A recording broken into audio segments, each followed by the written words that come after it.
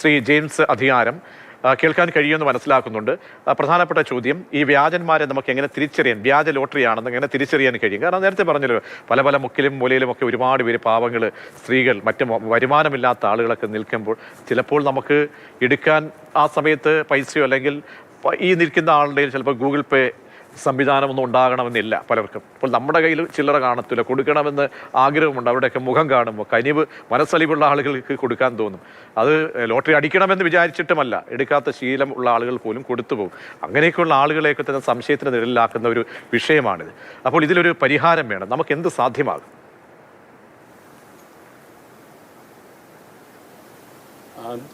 ആദ്യമായിട്ടാണ് കേരള ലോട്ടറിയിൽ ഒന്നാം സമ്മാനത്തിൽ വ്യാജനുണ്ട് എന്നുള്ള ഒരു വാർത്ത പുറത്തു വരുന്നത്. അതും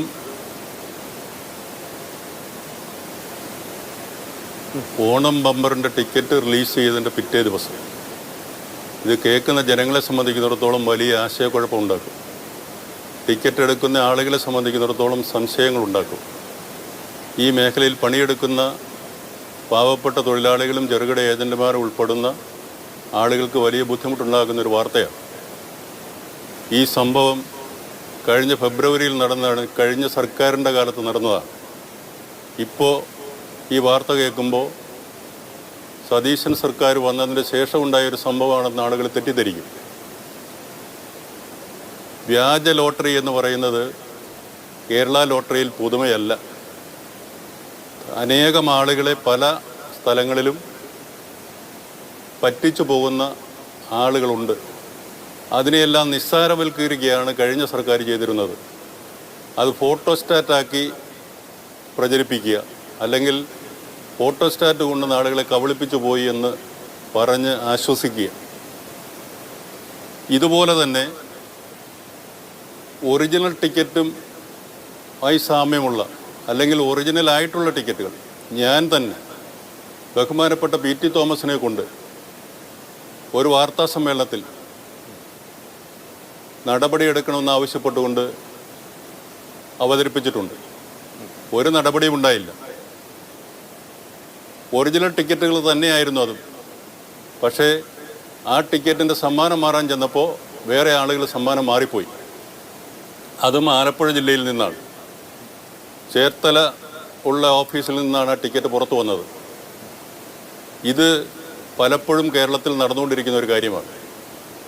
കഴിഞ്ഞ സർക്കാരിൻ്റെ കാലത്ത് മൂടി വെച്ച പല കാര്യങ്ങളുമാണ് ഇപ്പോൾ പുറത്തു വരുന്നത്. അനേകം കാര്യങ്ങൾ മൂടി വെച്ചിട്ടുണ്ട്. ശ്രീ ജെയിംസ് അധികാരം, ഒരു പ്രേക്ഷകനോട് പ്രതികരണം എടുത്ത ശേഷം ഞാൻ അങ്ങയിലേക്ക് എത്താം. ശ്രീ ലൂയിസ് കോട്ടയത്ത് നിന്ന് ഒരു പ്രേക്ഷകൻ ചേരുന്നുണ്ട്. ലൂയിസ് പറഞ്ഞോളൂ. അതായത് മുഖ്യമന്ത്രി നടപടി എടുക്കണം. ധനകാര്യ വകുപ്പ് കൈകാര്യം ചെയ്യുന്ന കേരളത്തിന്റെ മുഖ്യമന്ത്രിയാണ്. കേരളത്തിന്റെ മുഖ്യമന്ത്രി ധനകാര്യ വകുപ്പ് കൈകാര്യം ചെയ്യുന്ന നിയമ നടപടി സ്വീകരിക്കുക. ജനങ്ങളോടുള്ള വെല്ലുവിളിയല്ലേ ഈ വഞ്ചന നടത്തും അധികാരികളോ പാവപ്പെട്ടവരോട്. തീർച്ചയായും. അതെ ലൂയിസ്, വളരെയധികം നന്ദി. വിനോദ് ഇരിങ്ങാലക്കുടയിൽ നിന്ന് ഒരു പ്രേക്ഷകൻ കൂടി ചേരുന്നുണ്ട്. വിനോദ് പറഞ്ഞോളൂ. ഇത് ഈ കള്ളനോട്ട് അടിക്കണ പോലെ തന്നെയല്ലേ ഇത്.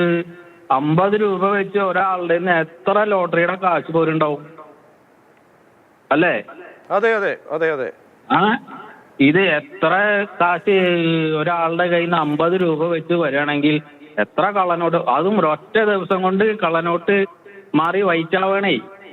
മാത്രമല്ല ഇപ്പോ ഓണം ബമ്പറൊക്കെ ആണെങ്കിൽ 500 രൂപയാണ്. അതെ, 500 രൂപയാണ്. ഒരൊറ്റ ദിവസം കൊണ്ടാണ് ഈ 50 രൂപയുടെ എത്ര ലോട്ടറി മാറി വരുന്നുണ്ടാവും. കള്ളനോട്ട് വെളുപ്പിക്കണ പോലെ തന്നെയല്ലേ ഇതും. ഒറ്റ ദിവസം കൊണ്ട് ഒരു നോട്ട് അടിക്കണമെങ്കിൽ 2 കൊല്ലം 3 കൊല്ലം കോട്ടെ 5 കൊല്ലം കൂടും. ഇത് ഒറ്റ ദിവസം കൊണ്ടാണ് 50 രൂപയുടെ ഒരു നോട്ട് അടിക്കണ പോലെ തന്നെയാണ്.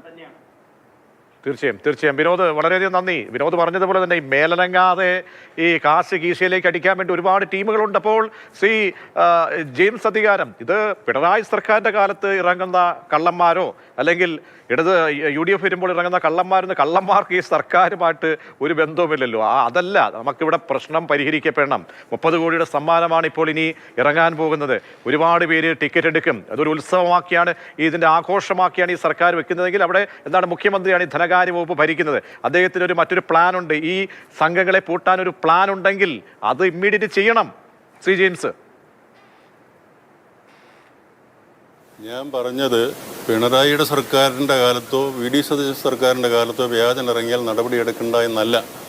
കഴിഞ്ഞ സർക്കാരിൻ്റെ കാലത്ത് ലോട്ടറിയെ മാഫിയകളുടെ കൈകളിലേക്ക് എത്തിച്ചു. അഴിമതി കൊടികുത്തി വാണു.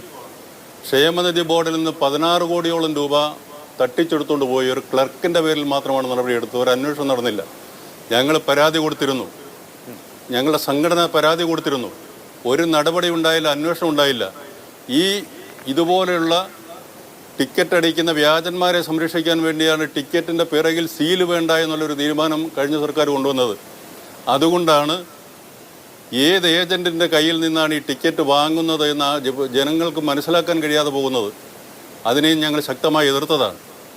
അപ്പോൾ ഇതുപോലുള്ള വ്യാജന്മാരെ വളർത്താൻ വേണ്ടിയിട്ടുള്ള തീരുമാനങ്ങളാണ് കഴിഞ്ഞ സർക്കാരിൻ്റെ കാലത്തുണ്ടായത്.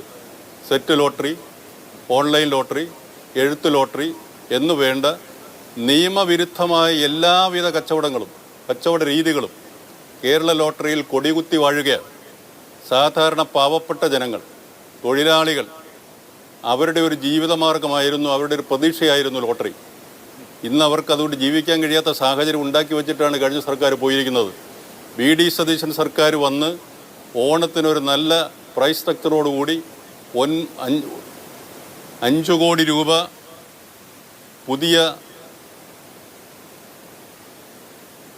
പുതിയതായി പ്രഖ്യാപിച്ചു തിരുവോണം ബമ്പറിൽ.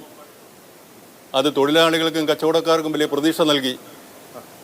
അങ്ങനെ ഇരിക്കുന്ന ഒരു സമയത്താണ് ഇതുപോലൊരു വാർത്ത വരുന്നത്. ഒരു കാര്യം കൂടെ എന്തായിരുന്നാലും